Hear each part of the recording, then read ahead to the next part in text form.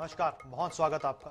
मैं हूं आपके साथ सचिन पाटिल और आप देख रहे हैं सियासत की विरासत। आज इस खास पेशकश में हम बात करेंगे उस महान शख्सियत की जो अब हमारे बीच नहीं है, यानी कि अजित दादा पवार। महाराष्ट्र की राजनीति का एक बहुत बड़ा नाम। वर्तमान में उप मुख्यमंत्री थे महाराष्ट्र सरकार में, लेकिन एक विमान हादसे ने उनकी जान ले ली और आज इसी पर हम बात करेंगे। तो आज बारामती में अजित पवार का अंतिम संस्कार कर दिया गया। बुधवार की सुबह बारामती एयरपोर्ट पर प्लेन क्रैश में अजित पवार का निधन हो गया था। अजित पवार एक दिग्गज और प्रभावशाली राजनीतिक परिवार का हिस्सा थे। अजित पवार खुद महाराष्ट्र की राजनीति के एक दमदार खिलाड़ी थे। देखिए एक खास रिपोर्ट अजित पवार के परिवार पर।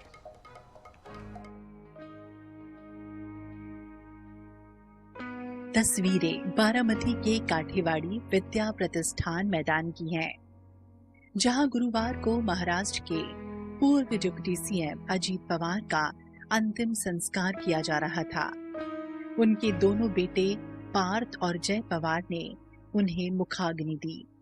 पत्नी सुनेत्रा पवार ने पति के पार्थिव शरीर पर गंगा जल चढ़ाकर अंतिम विदाई दी।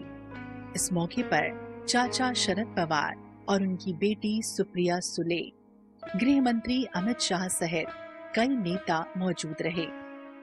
वहीं तस्वीरों में देखिए कि अजित पवार को अंतिम विदाई देने के लिए लाखों की संख्या में उनके प्रशंसक भी मौजूद रहे।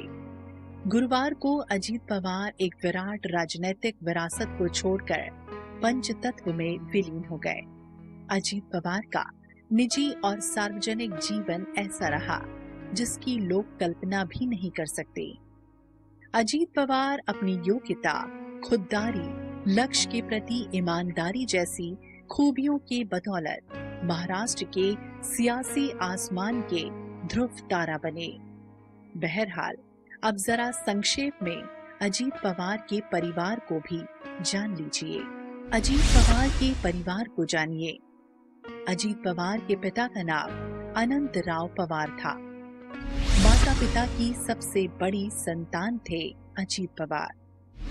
अजित पवार के छोटे भाई का नाम श्रीनिवास पवार है, जो एक कारोबारी हैं। अजित पवार की छोटी बहन का नाम विजया पाटिल था, जिनका निधन हो गया है।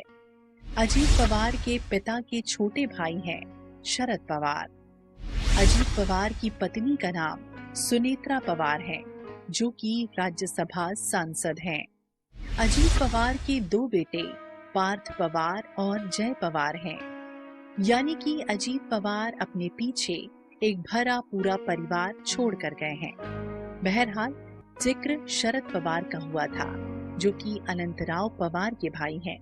तो समझिए कि अजित पवार के जीवन में शरद पवार की महत्वपूर्ण भूमिका रही। अजित पवार शरद पवार के संबंध। अजित पवार के सगे चाचा हैं शरद पवार। अजित पवार की चचेरी बहन है सुप्रिया सुले। अजित पवार के राजनीतिक गुरु हैं शरद पवार। शरद पवार से ही अजित पवार ने सीखी राजनीति। शरद पवार के कभी राइट हैंड हुआ करते थे अजित। अजित को शरद पवार का राजनीतिक वारिस माना जाता रहा। अजित की संगठन क्षमता थी शरद पवार की बड़ी ताकत। अजित की बगावत से सियासी तौर पर कमजोर हुए शरद पवार। कुल मिलाकर अजित पवार एक दिग्गज राजनीतिक परिवार का हिस्सा थे, जिन्होंने अपनी काबिलियत के बलबूते पर अपना खुद का सियासी साम्राज्य खड़ा किया। अब अजित पवार के चले जाने के बाद महाराष्ट्र की राजनीति में एक शून्य आ गया है। वहीं पवार परिवार के लिए भी अजित पवार का असमय निधन हो जाना अपूरणीय क्षति है। Bureau report INH 24/7।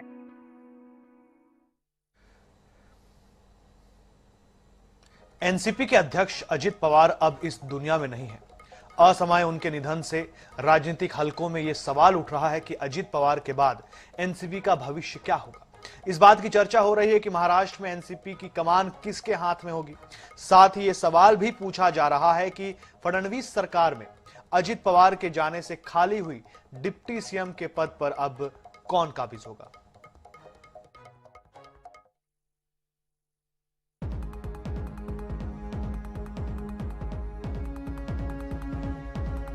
महाराष्ट्र के उप मुख्यमंत्री और नेशनलिस्ट कांग्रेस पार्टी के नेता अजीत पवार की विमान हादसे में मौत हो गई है।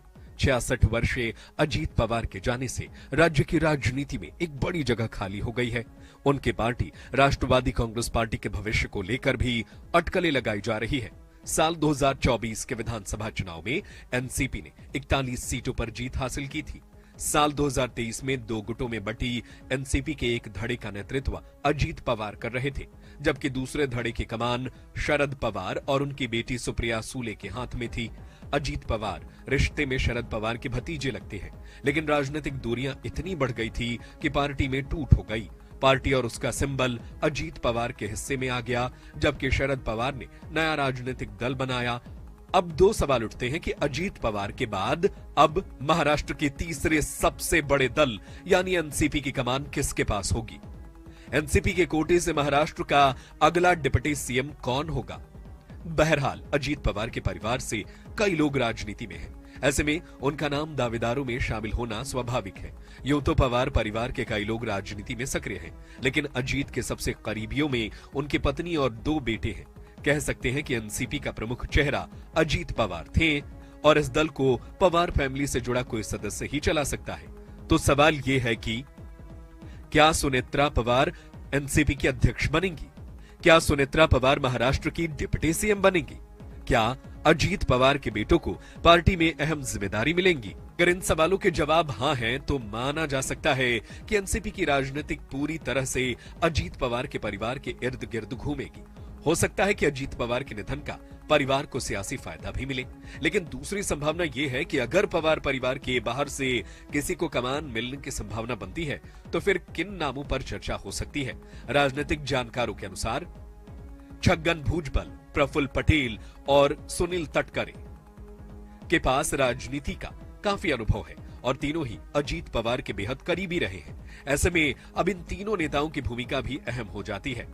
अब बात करते हैं तीसरी संभावना की। अजीत पवार ने भले ही अपने चाचा शरद पवार से अलग राजनीतिक राह पकड़ ली थी, लेकिन ये पवार परिवार के लिए नाजुक समय है। मुमकिन है कि सारे गिले शिकवे भुलाकर शरद पवार और अजीत पवार के परिवार के बीच किसी तरह का समझौता हो जाए और दोनों खेमे एक हो जाएं। कहने का मतलब है कि शरद पवार की पार्टी और एनसीपी का विलय हो जाए, अजीत पवार का परिवार और शरद पवार मंच साझा करे। समझौता होने से एनसीपी और शरद पवार दोनों को फायदा होगा। एनसीपी को शरद पवार के अनुभव का फायदा भी मिल सकता है। कुल मिलाकर इस हादसे के बाद दोनों गुट के नेता आपसी सहमति के साथ एक साथ आ सकते हैं। इससे राज्य की राजनीति में डायनेमिक्स बदल जाएंगे, लेकिन ये राजनीति है, इसलिए एनसीपी और अजीत पवार के विरासत का वारिस कौन होता है, एनसीपी का भविष्य क्या होता है, इसे जानने के लिए हमें इंतजार करना होगा। Bureau report, INS 24/7। Ajit Pawar, जिन्हें दादा के रूप में जाना जाता था, महाराष्ट्र के पुणे और बारामती क्षेत्र में और इसके आसपास के क्षेत्र में जबरदस्त पकड़ थी पवार खानदान की, अजीत पवार की। और जब ये खबर आई और तब से लेकर के अब तक सोशल मीडिया हो चाहे कहीं पर भी हो, जो वीडियोस आ रहे हैं वो दिखा रहे हैं कि अजीत पवार को लोग प्रेम करते थे, वो जमीन से जुड़े हुए नेता थे। इसी के साथ इस खास पेशकश में इतना ही। बने रहिए INS 24/7 के साथ। मुझे दीजिए इजाजत। नमस्कार।